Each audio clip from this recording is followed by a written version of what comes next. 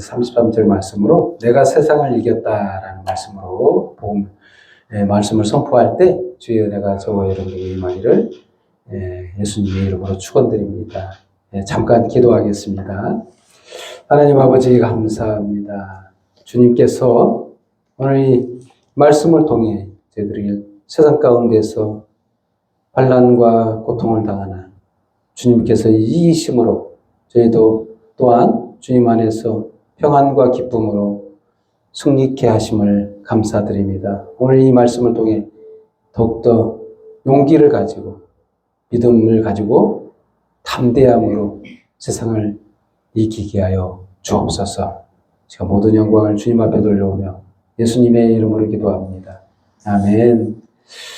서로 보면서 인사하는 시간을 갖도록 하겠습니다. 당신은 세상을 이겼습니다. 아멘. 세상을 이겼어요. 정말 우리는 맨날 살면서 얼마나 패배감에 처해 있나요? 환경은 어렵고 내가 생각한 대로 되어지는 일이 별로 없고 아프고 고통받고 이런 상황 속에서 위로가 되시는 하나님의 말씀이 있는데 예수님이 세상을 이겼습니다. 이게 우리에게 얼마나 큰 위로가 되는지 오늘 본문 말씀을 통해서 알고자 합니다. 정말 하나님은 본심이 분명한데 우리를 멸망시키려 만드신 게 아니라는 거예요.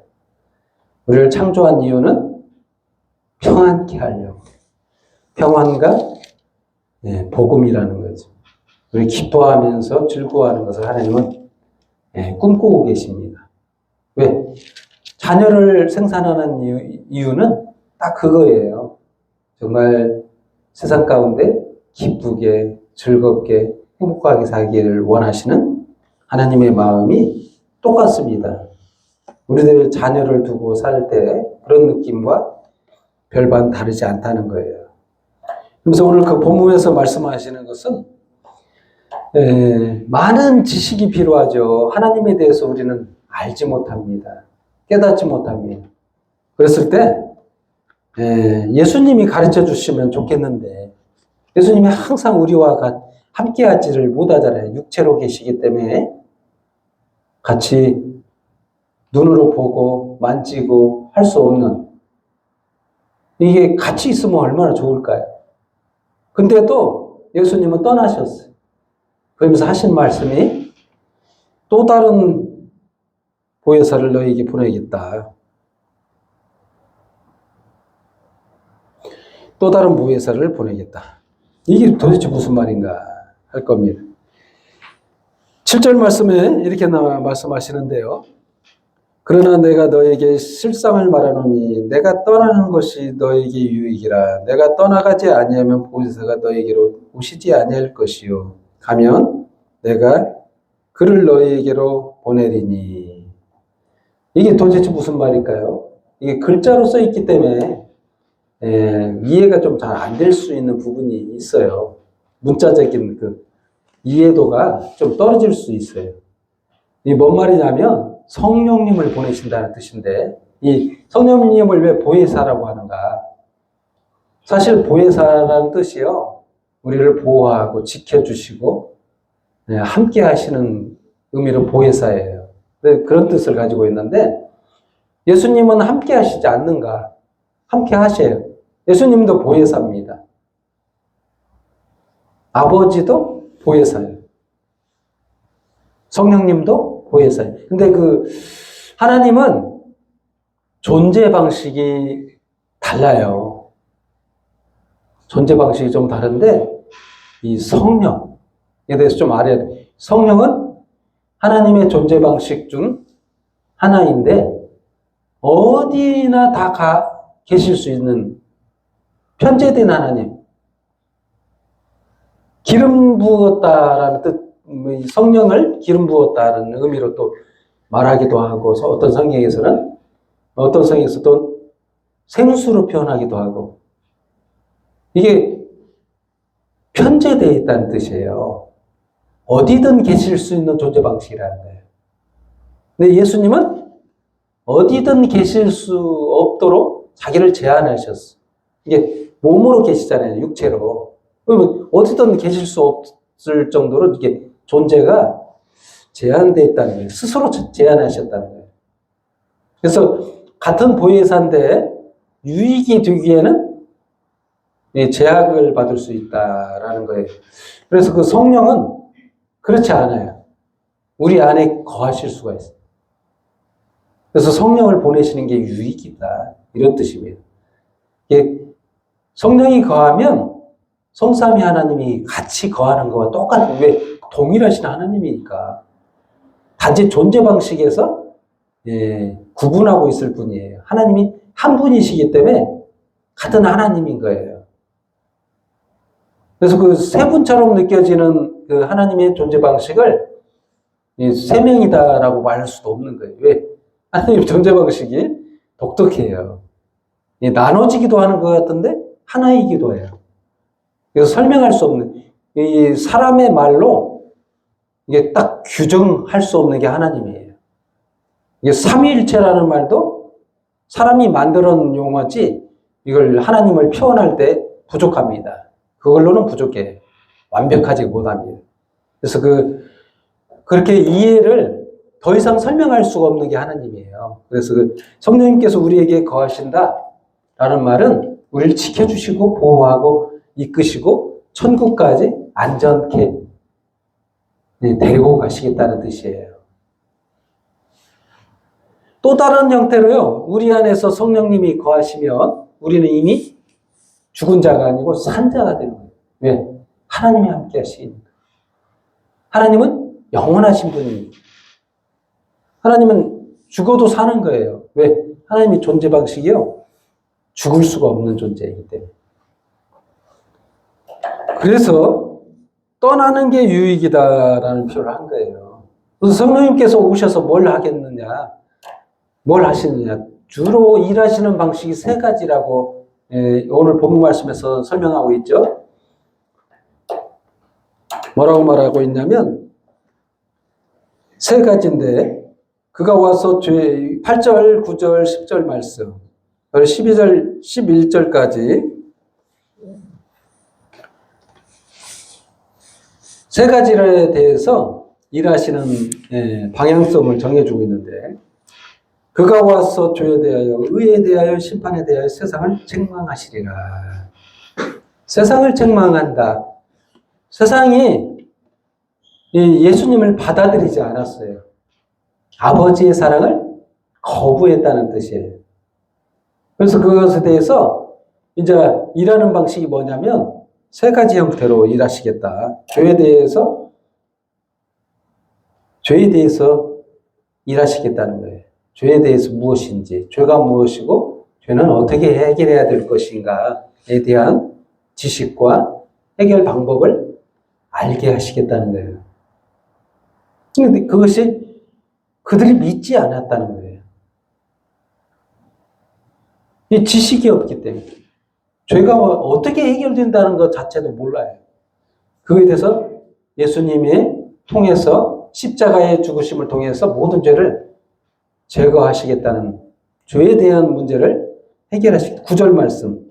죄에 대하여 하라 하면 그들이 나를 믿지 아니하며, 그리고 10절에는 의에 대하여 하라 하면 내가 아버지께로 가니 너희가 다시는 나를 보지 못하며, 십자가의 죽으심을 통해서 의롭게 하시겠다는 뜻이에요. 전부 다 인간의 죄가 사라진다는, 예수님의 십자가를 통해서 모든 게 제거가 되는 의에 대해서 얘기하고 있죠. 심판에 대하여 하면 이 세상 임금이 심판을 받았습니다. 예수님의 십자가 죽으심은요, 창세기에 나와 있는 것처럼 뱀의 머리를 상하게 하는 치명적 사건입니다. 그동안에는 사단 마귀가 결정적 행위로서의 벌이 내릴 만한 근거가 없었어요. 예수님 십자가에 죽으시기 전까지는. 근데 예수님이 아무 죄가 없이 죽자. 이 죽음에 대해서 관여했던 사단과 마귀는 결정적 죄를 지게 된 거예요. 무죄한 자를 죽였기 때문에. 공의가 땅에 떨어졌어. 아니, 법정에서 의로운 심판을 해야 되는 게 맞잖아요. 근데 공의로운 심판이 이루어지지 않았어. 죄가 없는 자가 죽었으니까. 거기에 죄를 진 사단도 마찬가지로 형벌을 받게 되고 심판을 받게 되는 거예요. 그때 심판을 받았다는 거예요. 이 세상의 임금이 심판을 받았다. 사단이 결정적 죄가 드러났다는 거예요. 심판이 받고 감옥에 구금되는 사건이 발생했다는 거예요. 근데 이 말을 말해도 세상이 받을 만한 그런 지식도 없고 이해되지도 않고 이 모든 일들에 누가 일하시냐? 성령께서 일하신다는 거예요. 그래서 13절 말씀, 진리의 성령이 오시면 그가 너희를 모든 진리 가운데로 인도하시리니 그가 스스로 말하지 않고 오직 들은 것을 말하며 장래 일을 너에게 알리시리라. 그래서 그 성령님께서 하시는 구체적인 일을 이렇게 설명하고 있습니다. 무슨 일이냐? 바로 예수 그리스도 십자가의 죽으심의 의미와 그 구원에 대한 효과, 어떻게 하실 것인가 인도하시겠다는 거예요. 우리를 구원으로 구체적으로 인도하시는 성령님의 일하심을 오늘 말씀하고 있는 겁니다. 그리고 또한 그 두 번째 주제로 여자의 해산이라는 말이 나옵니다. 21절 말씀. 여자애가 해산하게 되면 그때가 이르러므로 근심하나 아기를 낳으면 세상에 사람 난 기쁨으로 말미암아 그 고통을 다시 기억하지 아니하느니라. 이게 도대체 무슨 말인가? 갑자기 여자의 해산이 나오죠. 산고의 고통. 이 산고의 고통을 왜 끄집어내셨을까요? 여자들이라면 결혼하고 임신하고 그 산고의 고통을 꼭 겪어야 됩니다. 왜 이 번거롭고 정말 힘든 이런 역경을 왜 만드셨을까? 여자들에게는 왜 산고의 고통을 주고 남자들에게는 일하는, 노역하는 이 고통을 왜 주셨는가? 딱 한 가지입니다. 십자가의 고통을 기억하게 하시려고. 그림자라는, 십자가의 고통의 그림자. 해산의 수고는 그림자라는 거예요. 실체가 아니고. 생명은 이렇게 잉태되는 것이다. 고통을 통해서 잉태되는 것이다. 라고 말씀하고 예수님이 산고의 고통을 겪어야만이 우리가 생명을 얻는다는 거예요. 영생을 얻는다는 거예요. 십자가의 고통을 겪고 나서야 영생이 우리에게 주어질 수가 있다는 거예요. 그거와 똑같다는 거예요. 여자의 해산의 수고와 예수님의 십자가 고통은 연결되어 있다라고 말하고 있습니다. 그래서 똑같습니다. 예수님도 이 고통을 견디기가 힘들고 근심하고 너무 무섭고 힘들지만 그 시간은 짧고 견디기만 하면 기쁨이 넘쳐서 빼앗을 자가 없는 기쁨. 22절 말씀 21절부터 여자가 해산하게 되면 그때가 이르러므로 근심하나 아기를 낳으면 세상에 사람 난 기쁨으로 말미암아 그 고통을 다시 기억하지 아니하느니라. 지금은 너희가 근심하나 내가 다시 너희를 보리니 너희 마음이 기쁠 것이요 너희 기쁨을 빼앗을 자가 없으리라. 그렇습니다. 이 말이 무슨 말이냐면 결국은 예수 그리스도의 십자가의 고난을 말하고 있는 거예요. 이러면 왜 그러시냐? 우리에게 이김을 주시려고. 딱 한 가지입니다. 기쁨과 평안. 그리고 승리를 우리에게 안겨다 주시려고 예수님께서는 해산의 수고를 견디겠다는 거예요. 견디겠다. 성령님 보내셔서 예수 믿고 승리하게 하시겠다. 예수님은 십자가의 그 고통을 견뎌내서 우리에게 기쁨과 평안과 생명이 되시겠다. 승리가 되시겠다. 라고 말씀하고 있는 겁니다. 그렇습니다. 하나님이 원하시는 것은 딱 한 가지예요. 우리 마음이 기쁘고 평안하고 즐겁게 사시기를, 행복하기를 원하시는 하나님의 그 마음. 그 마음이 세 번째 주제로 내 안에 평안이라는 말씀으로 33절 말씀. 이것을 너에게 이르는 것은 너희로 내 안에서 평안을 누리게 하려 함이라. 세상에서는 너희가 환난을 당하나 담대하라. 내가 세상을 이겼노라. 그렇습니다. 예수님이 이 길을 가신 이유는 딱 한 가지예요. 생명을 얻고 평안을 누리고 기쁨을 누리고 이기게 하시려고 그 길을 묵묵히 걸어가셨다는 거예요. 세 번째 주제로 내 안에 평안. 예수님 안에서만 평안이 있는 거예요. 왜? 예수님이 벌을 받으셨기 때문에. 죄에 대한 벌을 받으셨어요. 그래서 그 예수 안에 있는 모든 자들은 동일하게 평안을 누릴 자격이 있는 거예요. 예수님이 이기셨기 때문에. 예수님의 그 승리는 뭐냐면 뱀의 머리를 완전히 상하게 해서 뱀이 더 이상은 이 뱀은 사단을 의미하고 있죠. 비유로 설명한 거예요. 사단을 완전히 망하게. 결국 예수 안에서 모든 자들은 승리를.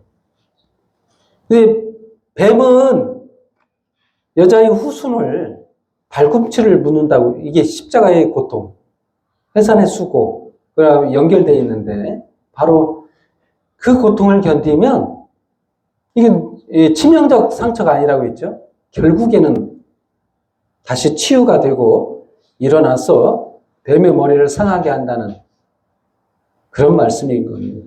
그래서 하나님의 분명한 목적과 꿈이 있잖아요. 결국 예수 안에 평안이 있다는 거예요. 예수님께서 부활하셔가지고 제자들에게 보이시면서 하신 말씀이 평안하라, 샬롬, 샬롬, 평안하라 이렇게 말씀하신 거예요. 왜? 하나님 아버지와 우리가 이제 평안을 누리게 됐어. 그동안에는 이 담이 쳐져 있었잖아요. 하나님과 인간 사이가 휘장이 쳐져 있었어요. 가까이 할 수 없는 아버지. 가까이 가면 죽는 그런 범죄자였던 우리가 예수님의 휘장을 찢으시는 사건을 통해 지성소의 휘장이 찢어졌잖아요. 예수님 죽으시고 지성소로 가는 길이 열렸어요. 근데 담대하게 나아가기만 하면 됩니다. 용서받은 자가 이제 아버지께 언제든지 가서 기도하면 그 기도를 들어주시겠다는 거잖아요. 그 말이 그렇게 있잖아요. 21절 말씀. 아버지여, 24절 말씀이죠. 지금까지 너희가 내 이름으로 아무것도 구하지 아니하였으나 구하라 그래야면 받으리니 너희 기쁨이 충만하리라. 자녀가요, 아버지께 구하여도 갈 수가 없었던 그 길이 열렸다는 거예요. 이제 얼마든지 구하는 대로 하나님이 들어주시겠다는 거예요. 그렇게 약속한 거잖아요. 정말 결론을 내리자면 그렇습니다.